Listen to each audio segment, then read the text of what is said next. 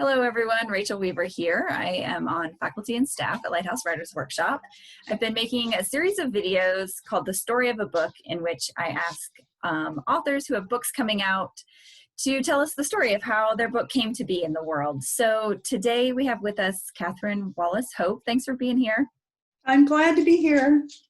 She has a novel coming out called Once Again. It will be out on October 6th. And it's published by Alcove Press. There it is. Okay, I'm going to turn it over to you and let you tell us a little bit about your book. Okay. Once again, is a book that took me a couple of years to write. It started because I had a dream. I woke up from this dream and it was so vivid that my heart was pounding and my forehead was sweaty, and it was just really a striking dream. So of course I wrote it down, and then I realized that it had a concordance with a myth. So I thought, well, this could be interesting. So I tried to work up how to develop it, and I worked on it for a couple of years, and then sent it to my agent, who was, we did a couple of rounds of revisions, and then she was really confident that she could do something with it. And then this book just had like one after another of lucky breaks. And I was just delighted because the editor who loved it best was brilliant and perfect for it. Her name is Chelsea Emmelhines, and she's just the perfect person to work on this book. And then, it turned out that this book was chosen for one of a very small handful of books to be the inaugural season for a brand new imprint. So that was very exciting. And, it's just been in the rewriting. There were some wonderful little things that came up. There were some challenges, I got to admit, because I have a graphic here. I wanted for my, let's see if you can see that. I wanted my narrative arc to look like this. And then I realized that no, my narrative arc looked like this.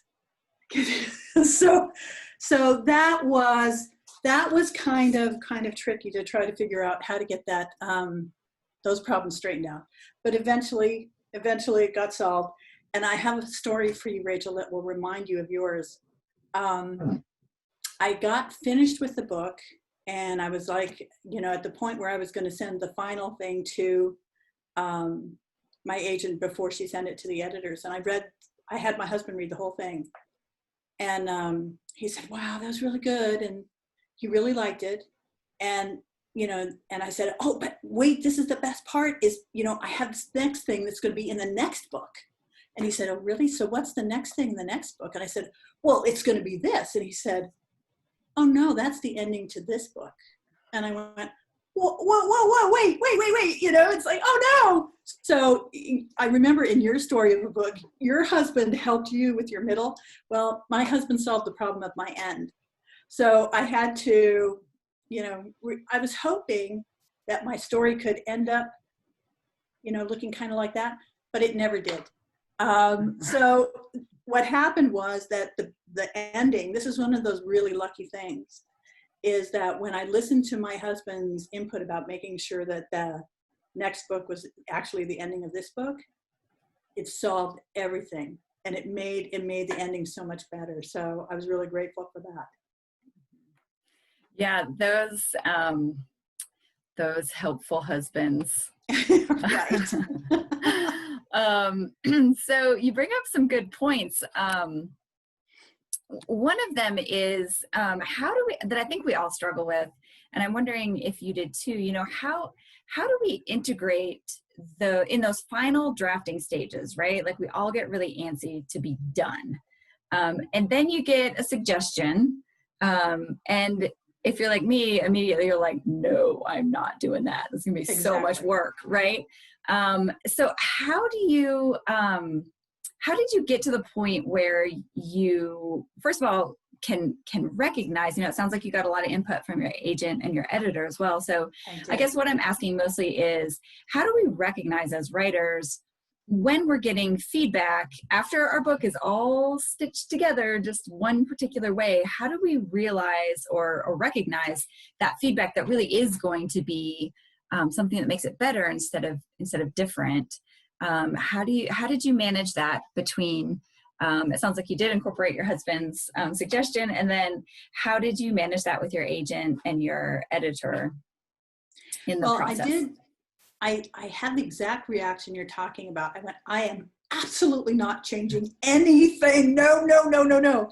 And then, I kind of wept a little bit and ate some chocolate and had some popcorn.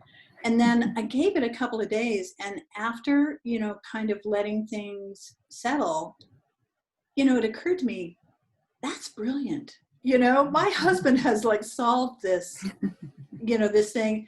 And I thought, and I can do this. I can make this work this way. And then it made other things that had been different or clunky or unmanageable, it made them work.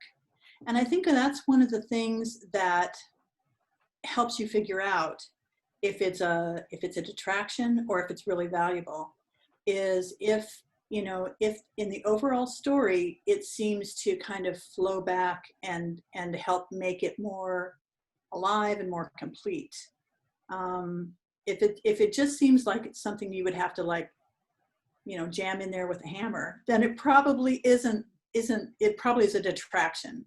Whereas something that kind of washes over the whole piece and makes sense, that's probably really valuable, even as hard as it is to go back and change it and face all that work, because it's a huge amount of work. Yeah, I think the 3-day waiting period is super useful, right? Yeah. Because then you can kind of sort through your own emotional response and then start to think about it from a crafting standpoint, right? Does it pull things together, or does it make them even more disparate, right? Yeah.